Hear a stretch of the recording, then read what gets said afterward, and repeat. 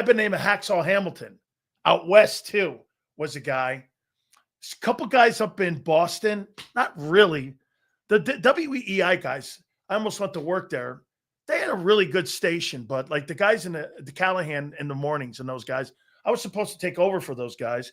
And I was actually supposed to take over for the shift after Angelo, but it kind of went sideways with the former PD, and now that guy's kind of crazy anyway. So, yeah, those guys really had an impact on me. And I read his blog today, AngeloCataldi.com. And, boy, I'll tell you what, I don't know, man. I think Angie's sick of everything. Hey, without further ado, let's bring our friend on, Angelo Cataldi. How you doing, Dan? Good to see you. Sorry for my lighting. I'm down the shore. Oh, my God. That's what retirement's all about. What are you talking about, right? Angelo, it looks like to me reading your blog that you're getting sick of everything. Like No. Those are just the things that I'm sick of. There's plenty of I love what the Phillies did with this new closer and the flames in the background. There's plenty of things I like, but I feel better when I'm bitching. I feel like I make more good points when I'm complaining. So I like to complain, and I just give you 7 things that now that I'm no longer doing a talk show, I don't give a damn about, and I don't. I honestly, and one of them's tonight, the Eagles preseason game.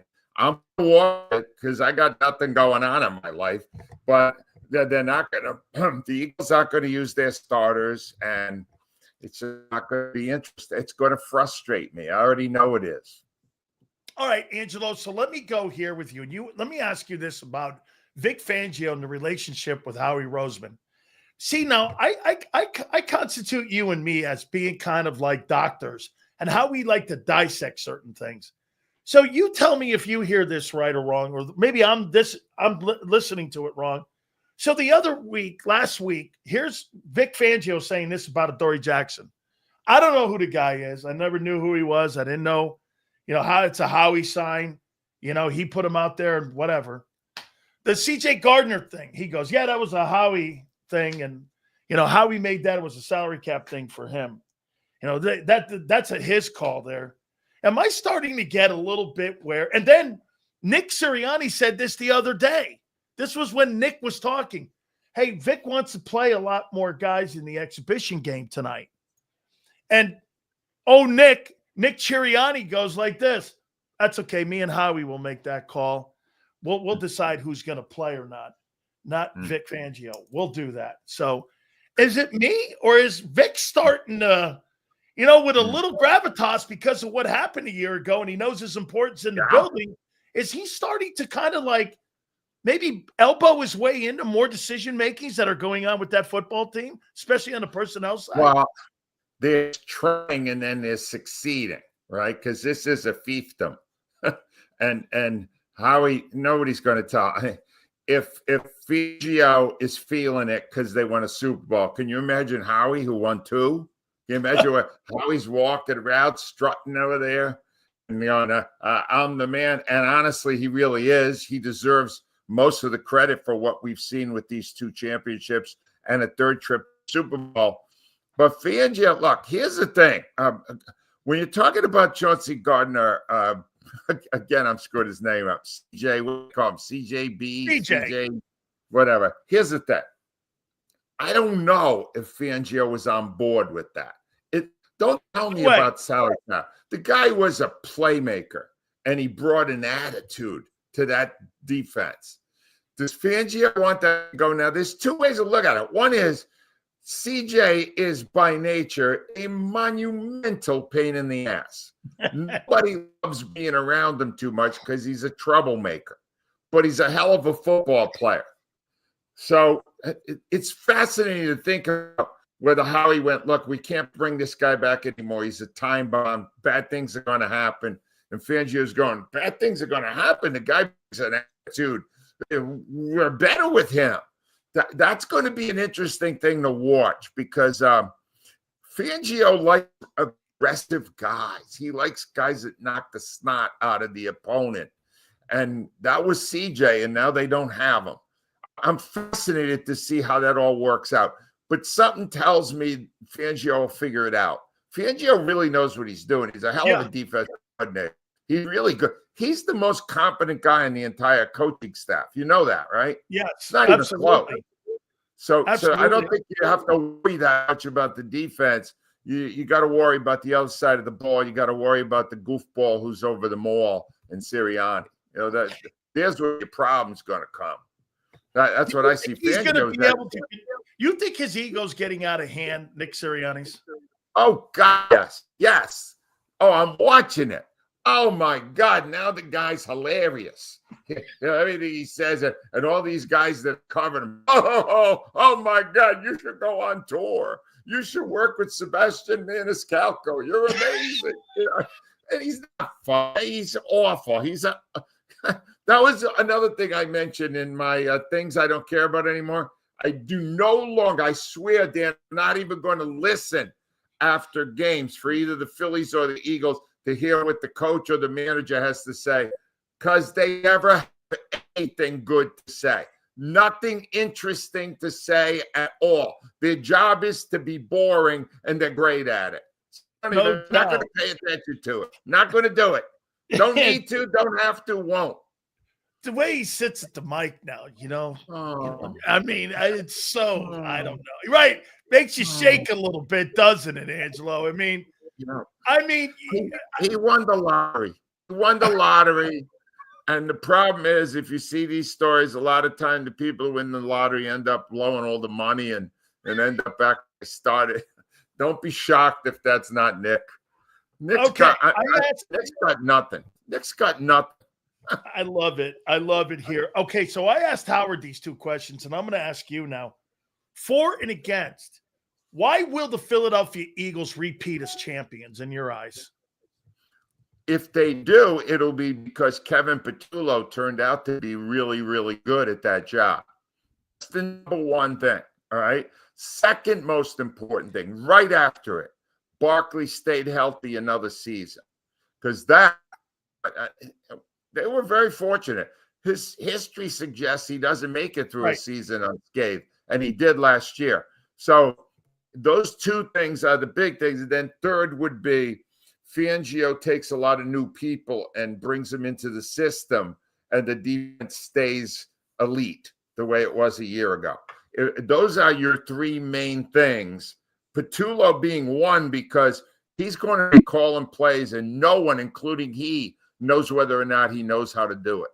No one knows. From what I understand, I mean, you played there, I didn't, but some guys are born to do it, and some guys aren't. That's we correct. saw Brian Johnson. Brian Johnson didn't know how to do it. He was awful. Sirianni isn't any good at it. He was smart enough to get out of that game real early. But then you got guys who are really great at it, like last year with Kellen Moore. He had an amazing year calling plays. So we'll see what this guy can do, but that's so pivotal. And then we'll see if Fritz, can cover some of the mistakes.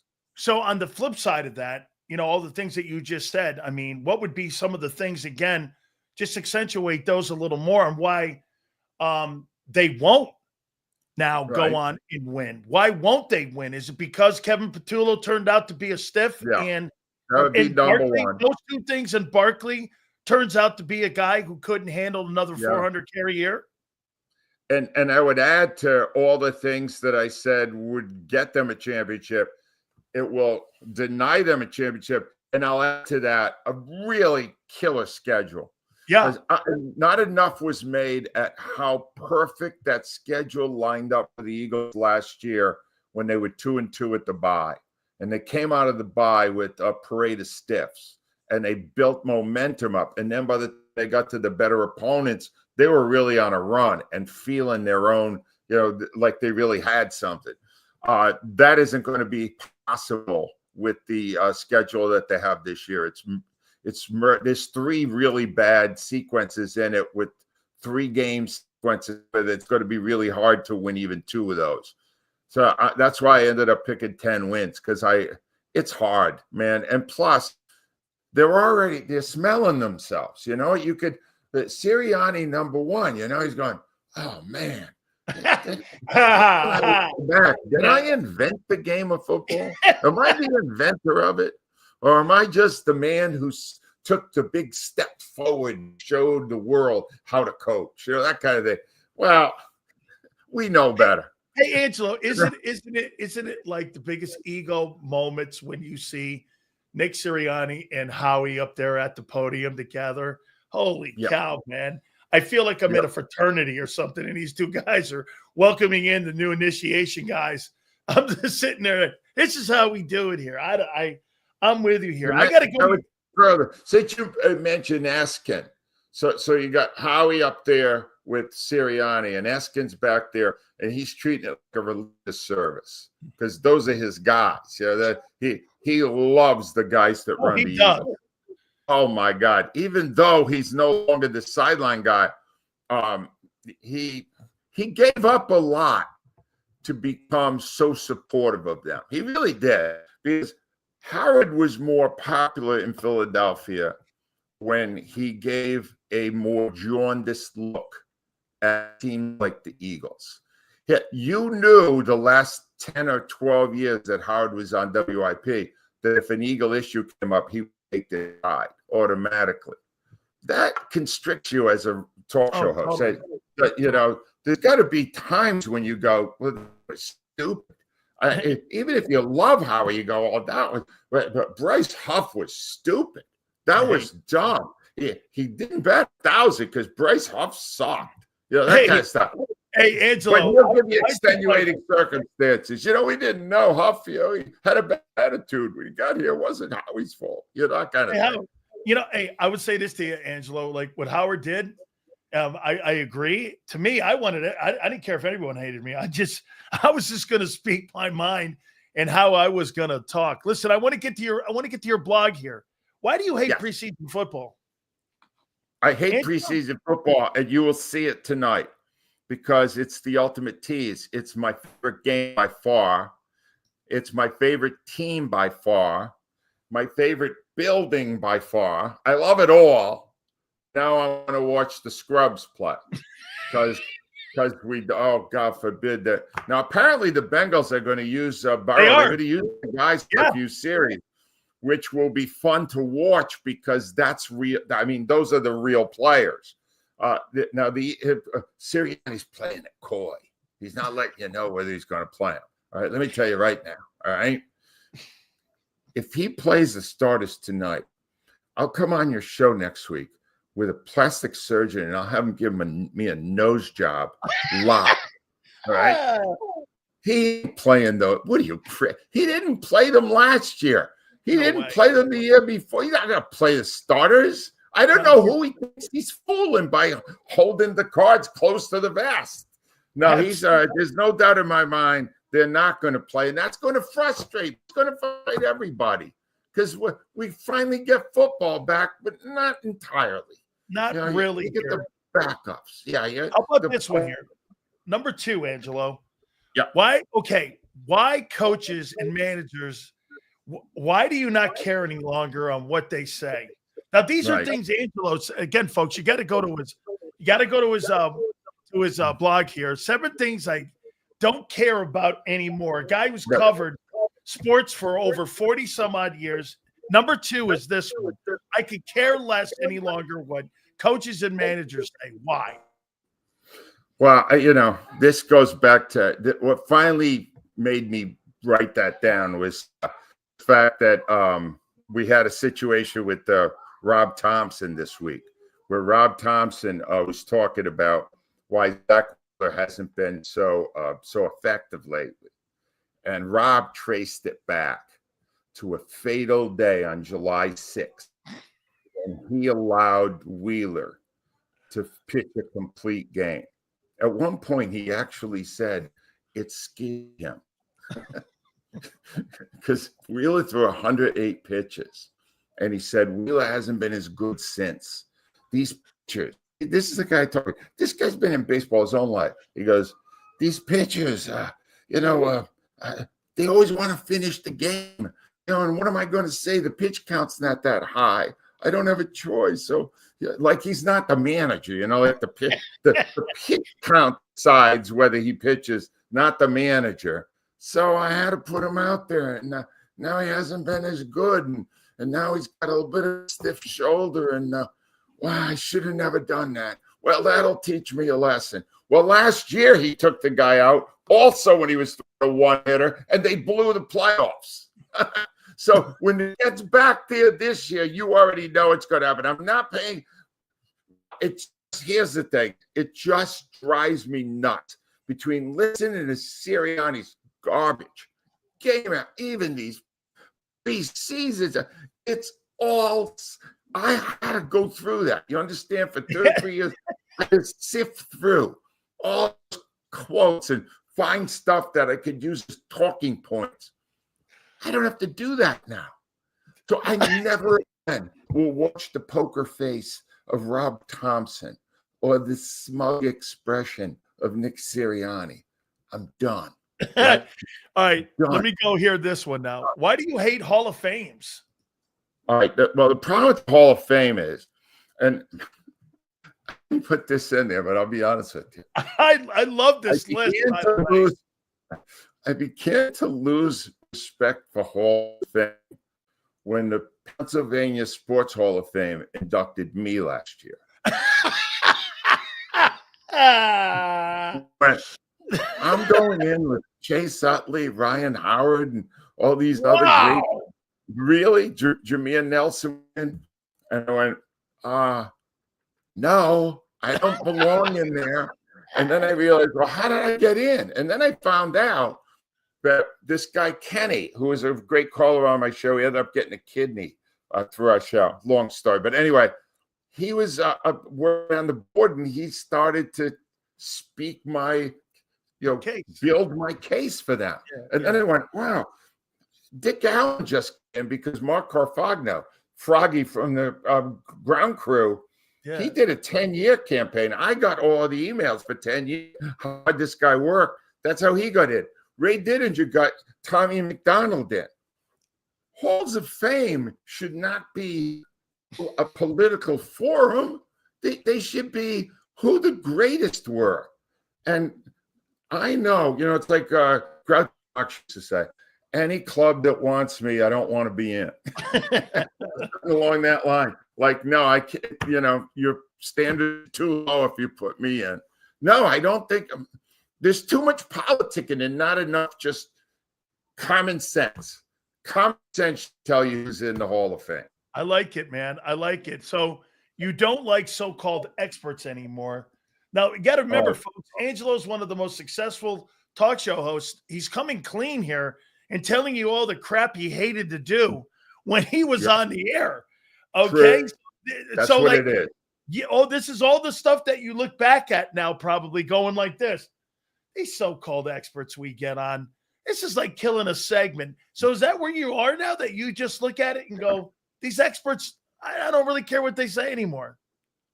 This, the catalyst for this one was my theory that sons who go in the same business as their father are as good at it. All right. And this is Phil Simms, great quarterback, Chris Simms, speaking basically a talking moron. All right. He's like a talking head, and all that comes out is whatever he thinks will get a rise from people.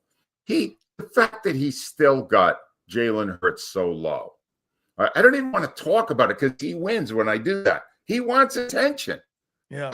No, if you're on there to give your honest opinion. Yes. Do a show.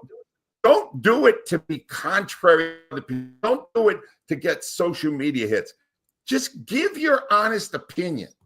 Now, I wouldn't necessarily take this out based on the stuff he said when it appeared he didn't have that conflict. Doesn't indicate to me he knows what the hell he's talking about anyway. So most of the experts are not actual experts. They have stopped giving their own opinion and more worried about how it's received. That's right. You should not worry about that. You should worry about what you feel. That's right. I got one last one here. And folks, I got it. This one here, I have to ask Angelo, you don't like the Kelly Greens? I mean, I never like now you're floating on, you're floating on a very tight area here now with Eagle fans. Okay. Well, here's the first.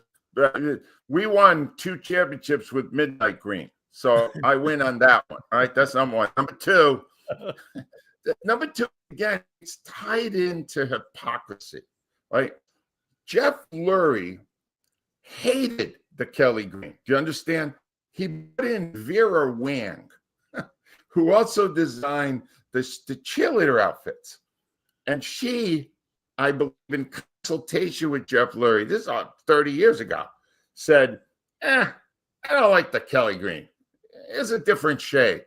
And he scrapped all those years of history with the Kelly Green and immediately announced, we're Midnight Green now. And they were Midnight Green for a long time, until 2010. That was almost 20 years. And then they suddenly realized, well, we're selling a lot of jerseys these days. What if we had one of the old ones that we wore again to promote and market? Voila, a new revenue stream. So they did it then for the year, and then they got the approval now where it doesn't have to match the jersey, the color.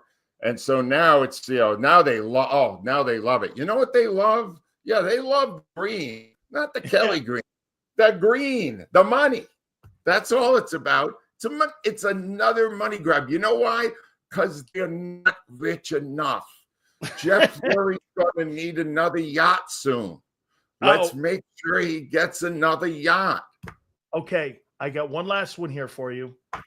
Dome or no dome? Yeah, dome. I'm pro dome. Really? Yes. Why? Yes, because I would love to. It's unlikely, but I would love to still be alive when we have a Super Bowl in Philadelphia. Because let me tell you something. This city knows how to do big events. And you'll see it at the All-Star game next year in Major League Baseball. But if we had a dome right now, they would have put the Super Bowl here this year because it's the 250th anniversary of the country. And they would have put it there. That's how the baseball got the other one. Yes. Why not? But I want it retractable because I want the weather element in unless it completely screws up the game. And right. I love a snow game. You want a dome because you want to see a Super Bowl here. They wouldn't do it otherwise, Dan. They're doing it for the Super Bowl. Revenue, events. It would be, it was the dream of Leonard Toews before that. They were going to try to do it in the actual elements. He was fighting for it. And then I guess he drew a bad hand, so to speak. He lost his team in Atlantic. He lost his team in Atlantic City at a crap table, and that thing went right away. Angelo, I love you, man. Thank you so much for always finding time. I appreciate you, my friend, and have a good time there on the shore. Thank you, my friend. I'll be working on my lighting next time, Dan. See you, buddy. Thank you. Go Birds. The great Angelo Cataldi, man. Man, is that guy? He can't stand Nick. Woo! Man. And you know me. Here's me just kind of like, by the way, he looked like my uncle Bucky. Okay? Very dark today. He looked like my Uncle Bucky. Look at this, man. Hey, I never thought about that. If you guys could host a Super Bowl and you could have a retractable stadium, would you do it?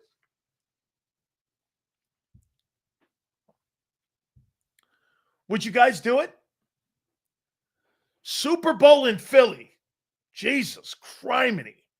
That sounds great. Super Bowl in New York. No. Super Bowl in Chicago. Maybe. Super Bowl in Buffalo. Nah, well, I don't know. Maybe. Green Bay. Oof. A Super Bowl in Green Bay. A championship game. Do you guys realize for 70 years, they had championship games at the team that had the best record? Right? Can you imagine? Super Bowl's Levi's Stadium in Santa Clara, California. Yes. Nope, not Buffalo. Why not? Great fan base, man. It's too crazy to snow that time of the year. I agree with you. Sills, who the fuck was that? The godfather of sports talk of Philadelphia. That's who. Guy who built sports talk in Philadelphia. That's who. In case you're wondering who Prince is, no one wonders who Angelo Cataldi is. You know, the only problem that I'm starting to get, I'm getting a lot of folks telling me this, though. You know, Super Bowl in Connecticut. I saw an NFL game in Connecticut, the Yale Bowl. Actually, I saw the Philadelphia Eagles and the Giants.